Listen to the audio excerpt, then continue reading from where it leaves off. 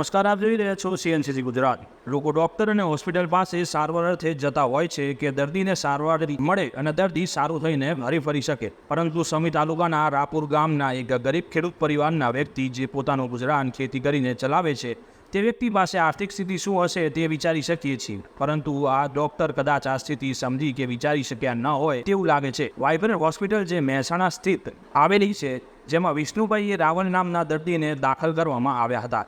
જે સમયે દાખલ કર્યા તે સમયે ડૉક્ટર દ્વારા દર્દીના પરિવારજનોને કહેવામાં આવ્યું હતું કે માત્ર 2 લાખ જેવું ખર્ચ થશે, પરંતુ લગભગ 1.5 મહિનાની સારવાર બાદ તે દર્દીનું બિલ રૂપિયા 11 લાખ બનાવી આપ્યું હતું। દર્દી અને પરિવારજનો મહા મુસીબતમાં ફસાઈ ગયા અને વ્યાજે બહારથી રૂપિયા લાવીને તે ડૉક્ટરને આપ્યા। આજે પરિવાર ઘણી આર્થિક તકલીફો વેઠી રહ્યું છે અને આટલી તકલીફો વેઠ્યા બાદ પણ દર્દીની સ્થિતિ તો એ જ રહી અને માત્ર પૈસા પડાવવામાં આવ્યા।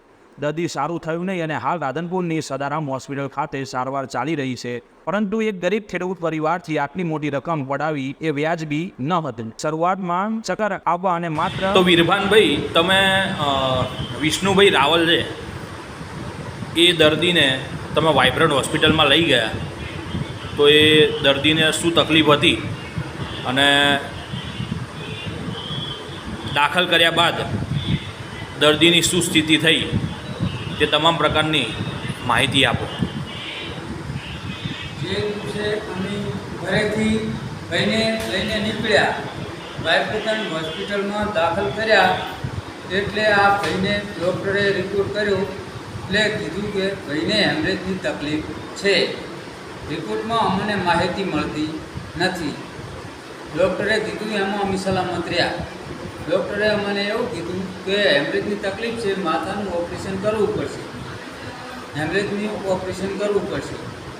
ઓપરેશન કરવા માટે તમને સહી કરાવડાવી અમારા ઘરે ડૉક્ટરે સહી કરી અમે, અને અમને કીધું હતું કે 2 લાખ ઉપર ખર્ચો થશે નહીં કાકા તમને, એટલે અમે છીએ ગરીબ માણસ, અમે 2 લાખ તો ગમે અહીંયાથી આડા હલવા કરીને અમે કીધું કરશું, કાંઈ કરતાં અમારા છોકરો આ બચે તો। પછી અમે ડૉક્ટર પાસે ગયા, ઓપરેશન થઈ ગયું, એના પછી અમને 1.5 મહિનો રાખ્યા। 1.5 મહિનો રાખ્યા એટલે પૈસા અમારા કને 11 લાખ રૂપિયા જેવો ખર્ચો થયો અમારો।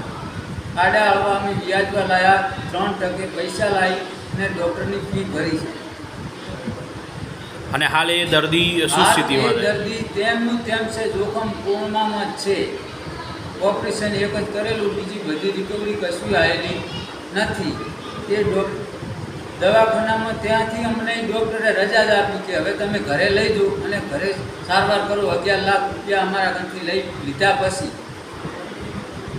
પછી અમે ત્યાંથી અમે રાધનપુર દાખલ કર્યો ભાઈને કે ગમે ત્યાં કરીને હવે સારવાર થોડી ઘણી બીજા દવાખાને, સારા દવાખાને કરાવશું।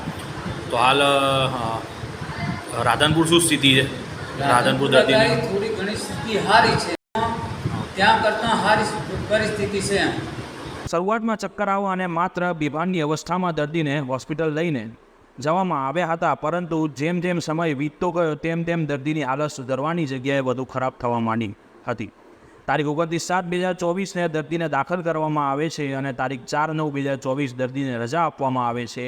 આ સમય દરમિયાન દર્દીના પરિવાર પાસેથી ડૉક્ટરે રૂપિયા 11 લાખ રૂપિયાની મોટી રકમ સારવાર અર્થે પડાવી લીધી હતી અને ત્યારબાદ તેમને કહેવામાં આવ્યું હતું કે દર્દીને તમે ઘરે લઈ જાઓ અને જે સારવાર તમે ઘરે કરી શકતા હોય તે કરી શકો છો, અથવા તો કોઈ બીજી હોસ્પિટલમાં સારવાર કરવા માટે લઈ જવી પડશે। હાલની સ્થિતિ દર્દી કોમામાં છે, માત્ર એક ઓપરેશન કરવામાં આવ્યું, પરંતુ દર્દી આ ઉપરાંત મા કાર્ડ અને આયુષ્યમાન કાર્ડ પણ આ હોસ્પિટલમાં ચાલે છે તેવું તેમની હોસ્પિટલની ફાઇલમાં સ્પષ્ટપણે ઉલ્લેખ કરવામાં આવ્યો હતો, પરંતુ જ્યારે આ કાર્ડ બતાવવામાં આવ્યું ત્યારે ડૉક્ટર અને વાઇબ્રન્ટ હોસ્પિટલના કર્મચારીઓએ તે કાર્ડ નકારી કાઢતા આ કાર્ડ ચલાવવામાં આવશે નહીં તેવું કહી દેવામાં આવ્યું હતું।